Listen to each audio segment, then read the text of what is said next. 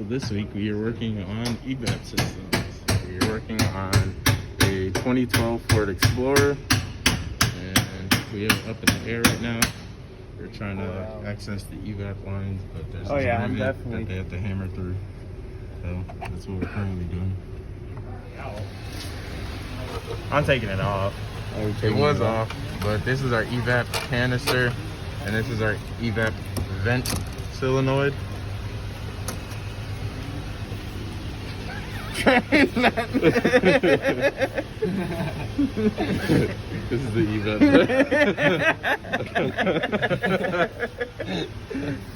That block. That's the vent solenoid, and then the whole thing is just the canister. So yeah. So we have our smoke tester hooked up to our purge valve, which is on the top of the engine, and then we are running through the Evap system back to this charcoal canister. And so this is our fresh air tube, which runs above the gas tank and vents out over here, but we have it unconnected because we're using the smoke tester, and the smoke is coming out of here when it vents to the atmosphere. Oh, nice. So if I plug this up, it should start coming out over here in a second.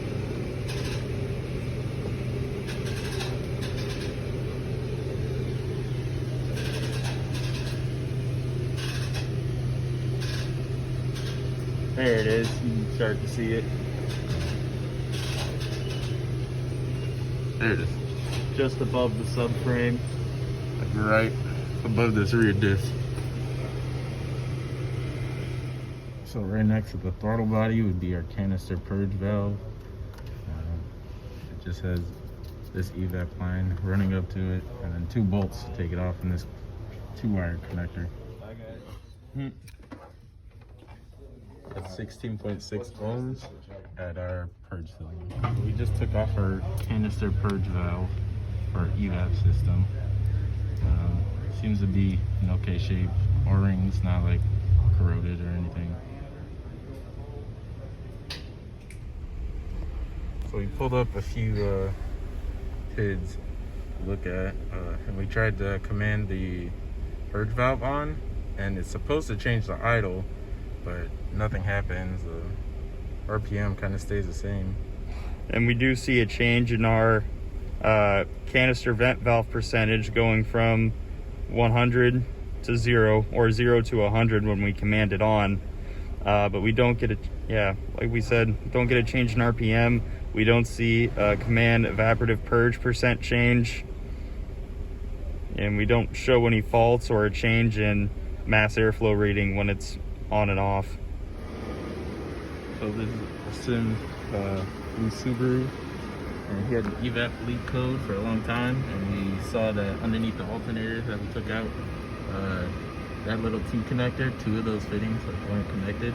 So we put the hoses back on, zip tied them, and we think that's gonna fix his Evap code.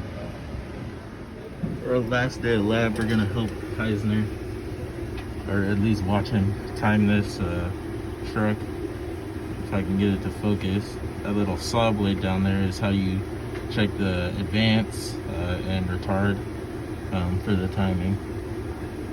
Little jagged edge. Ow. I don't know if he still has it up, but we checked on all data, and he pulled something up that said they have to get the ignition timing set to 0 degrees. So we're gonna attempt to do that first.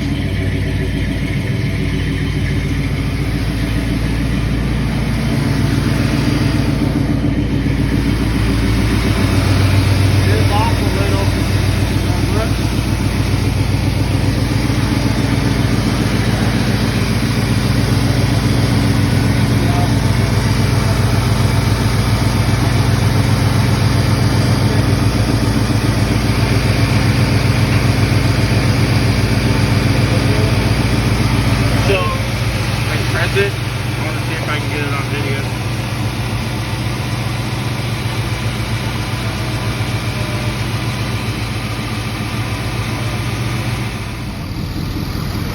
So I just had Xavier explain to me we have to use our distributor to change our ignition timing advance and retard. So you would just spin it, or you can have someone press down the throttle to see it advance as well. So we're all just sitting here, and you can hear it randomly spark, so we were looking for it, and you can actually see, if I can find a good angle for it, the spark is jumping from the ignition like wire to the exhaust manifold.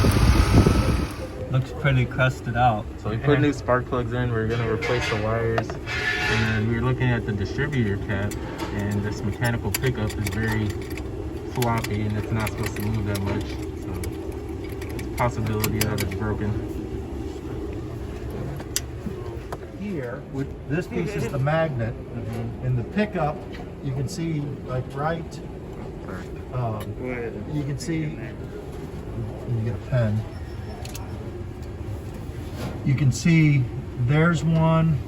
As long as that piece is not spinning as well, you're okay. But yeah, this is just electromagnetic shield. My God. Is what that is. The other thing, when you look at these, building something like that. is you want to make sure what happens on these sometimes with heat is that magnet cracks, and that causes problems, of course, because now you get extra magnetic pulses when a magnet cracks. Instead of one, you'll get two. The other thing that happens with these, if you these are notorious for getting green mold building up on them, as well as the connection, this connection under here that goes and connects back here to the module, the ignition module. If you get a lot of green mold and stuff on like that too, you got to replace this pickup. So does that shield just come off so we can go and brush dust out of it, or No, no, it doesn't? no, that does not. No, So because the dust that you